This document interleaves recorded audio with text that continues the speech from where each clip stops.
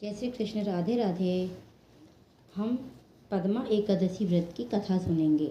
आप सभी पर भगवान श्री कृष्ण की कृपा दृष्टि बनी रहे। आषाढ़ मास से शेष सैया पर निद्रामग्न भगवान विष्णु भादों की शुक्ल पक्ष की एकादशी को करवट बदलते हैं। इस एकादशी को पद्मा एकादशी भी कहते हैं। इस एकादशी को भगवान वामन का व्रत व पूजन किया जाता है।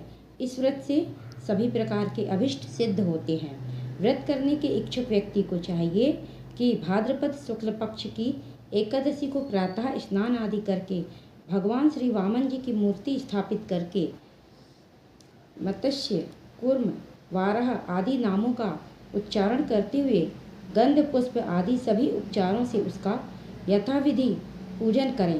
पूजन में स्वर्ण प्रतिमा के स्थान पर शुद्ध मिट्टी की प्रतिमा स्थापित करें। फिर दिन भर उपवास रखें और रात्रि में जागरण करते हुए हरि स्मरण करें। दूसरे दिन पुनः पूजन करें तथा ब्राह्मणों को दान आदि देकर भोजन कराएं। तत्पश्चात स्वयं भोजन करें एवं व्रत समाप्त करें। परिवर्तनी एकादशी की व्रत कथा हम सुनेंगे। युधिष्ठिर कहने लगे कि हे भगवान, भाद्रपद शुक्ल पक्ष एकादशी का क्या नाम है तथा इसकी विधि और महत्तम क्या है? कृपा करके आप विस्तार पूर्वक कहिए। तब श्री कृष्ण कहने लगे कि हे राजन, इस पुण्य स्वर्ग और मोक्ष को देने वाली तथा सब पापों का नाश करने वाली उत्तम वामन एकादशी का महत्तम मैं तुमसे कहता हूँ। तुम ध्यान पूर्वक सुनो। यह एकादशी जयंती एकादशी भी कहलाती है। इसका व्रत करने से वाजपेयी यज्ञ का फल प्राप्त होता है। पापियों के पाप नाश करने के लिए इससे बढ़कर और कोई उपाय नहीं है। जो मनुष्य इस एकादशी के दिन मेरी वामन रूप की पूजा करता है उससे तीनों लोग पूज्य होते हैं। अतः मोक्ष की इच्छा करने वाले मनुष्य इस व्रत को अवश्य करें। जो कमल नयन भगवान का कमल से पूजन करते हैं वह अवश्य भगवान के समीप जाते हैं।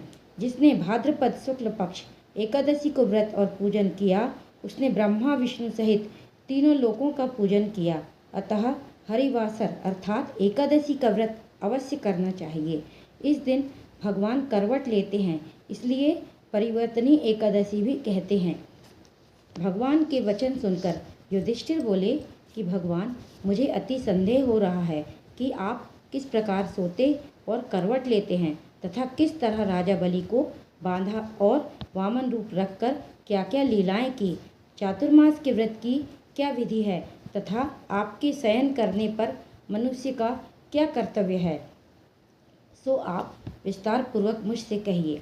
श्री कृष्ण कहने लगे कि हे राजन, अब आप सब पापों को नष्ट करने वाली कथा को श्रवण करें। त्रेता युग में बलि नामक एक दैत्य था। वह मेरा परम भक्त था। विविध प्रकार से वेद सूक्तों से मेरा पूजन किया करता था और नित्य ही ब्राह्मणों का भोजन तथा यज्ञ किया करता था। परंतु इंद्र से द्वेष के कारण उसने इंद्रलोक तथा सभी देवताओं के लोकों को जीत लिया। तब सब देवता एकत्र होकर सोच विचार कर भगवान के पास गए और बृहस्पति सहित इंद्रादिक देवता प्रभु के निकट जाकर और नतमस्तक होकर वंद मंत्रों द्वारा भगवान का पूजन और स्तुति करने लगे। अतः मैंने वामन रूप धारण करके 5वां अवतार लिया और फिर अत्यंत तेजस्वी रूप से राजा बलि को जीत लिया। इतनी वार्ता सुनकर राजा युधिष्ठिर बोले कि हे जनार्दन, आपने वामन रूप धारण करके उस महाबली दैत्य को किस प्रकार जीता? श्री कृष्ण कहने लगे, मैंने वामन रूपधारी ब्रह्मचारी बालक ने बलि से 3 पग भूमि की याचना करते हुए कहा, ये मुझको 3 लोक के समान है और हे राजन, यह तुमको अवश्य ही देनी होगी। राजा बलि ने इसको तुच्छ सी याचना समझकर 3 पग भूमि का संकल्प मुझको दे दिया और मैंने अपने त्रिविक्रम रूप को बढ़ाकर यहाँ तक कि भूलोक में पद, भूर्वलोक में जंघा, स्वर्गलोक में कमर, महलोक में पेट, जललोक में हृदय, यमलोक में कंठ की स्थापना कर सत्यलोक में मुख, उसके ऊपर मस्तक स्थापित किया। सूर्य चंद्रमा आदि सब ग्रह गण योग नक्षत्र, इंद्रादिक देवता और शेष आदि सब नागगणों ने विविध प्रकार से वेद सूक्तों से प्रार्थना की। तब मैंने राजा बलि का हाथ पकड़कर कहा कि राजन, एक पद से पृथ्वी, दूसरे से स्वर्गलोक पूर्ण हो गए, अब तीसरा पद कहाँ रखूं? तब बलि ने अपना सिर झुका लिया और मैंने अपना पैर उसके मस्तक पर रख दिया, जिससे मेरा वह भक्त पाताल को चला गया। फिर उसकी विनती और नम्रता को देखकर मैंने कहा कि हे बलि, मैं सदैव तुम्हारे निकट ही रहूँगा। विरोचन के पुत्र बलि से कहने पर वहाँ पर भाद्रपद शुक्ल पक्ष परिवर्तनी एकादशी के दिन बलि के आश्रम पर मेरी मूर्ति स्थापित हुई और दूसरी क्षीर सागर में शेषनाग के पृष्ठ पर हुई। हे राजन, इस एकादशी को भगवान शयन करते हुए करवट लेते हैं, इसीलिए तीनों लोकों के स्वामी भगवान विष्णु का उस दिन पूजन करना चाहिए। तांबा, चांदी, चावल और दही का दान करना चाहिए। रात्रि को जागरण अवश्य करना चाहिए।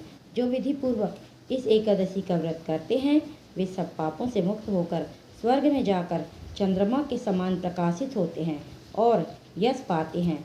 जो पापनाशक इस कथा को पढ़ते या सुनते हैं उनको 1000 अश्वमेध यज्ञ का फल प्राप्त होता है। जय श्री कृष्ण। राधे राधे। इस दिन हरे कृष्ण महामंत्र का जाप अधिक से अधिक करें एवं अपने जीवन का कल्याण करें। जय श्री कृष्ण। राधे राधे।